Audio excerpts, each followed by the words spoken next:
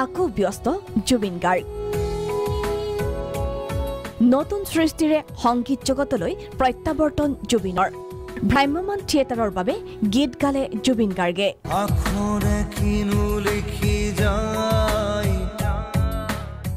এইকেইদিন মা ষ্টুডিঅ'ত খুবেই ব্যস্ত জুবিন গাৰ্গ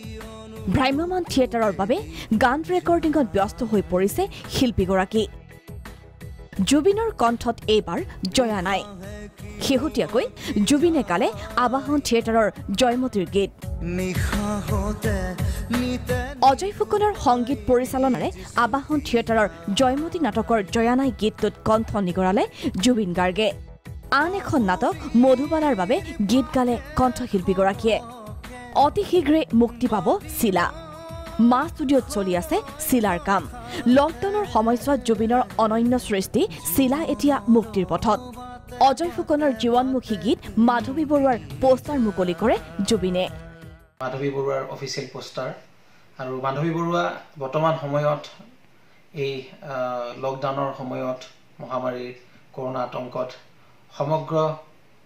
বিশ্বই এতিয়া জুৰুলা হৈ পৰিছে তাৰ পৰিপ্ৰেক্ষিতত ভাৰতবৰ্ষত অসমত নিবনুৱাৰ সংখ্যা বাঢ়িছে আৰু শিক্ষিত নিবনুৱাসকলৰ জীৱন পৰিক্ৰমাক লৈ এটি গীত নিৰ্মাণ কৰিছোঁ আৰু এগৰাকী শিক্ষিত যুৱতীৰ জীৱন কথাৰে অভিজিত ভট্টাচাৰ্যই খুব ধুনীয়াকৈ শব্দৰে তেওঁ গানটো ৰচনা কৰিছে আৰু মাধৱী বৰুৱা সংগীত লগতে কণ্ঠদান কৰিছোঁ মই অসুস্থতা লকডাউনৰ বিৰতিৰ পাছত সংগীত জগতলৈ জুবিনৰ এনে প্ৰত্যাৱৰ্তনে স্বাভাৱিকতে উৎফুল্লিত কৰিছে জুবিন গাৰ্গৰ অনুৰাগীক পল্লৱী বৰাৰ ৰিপৰ্ট প্ৰাগ নিউজ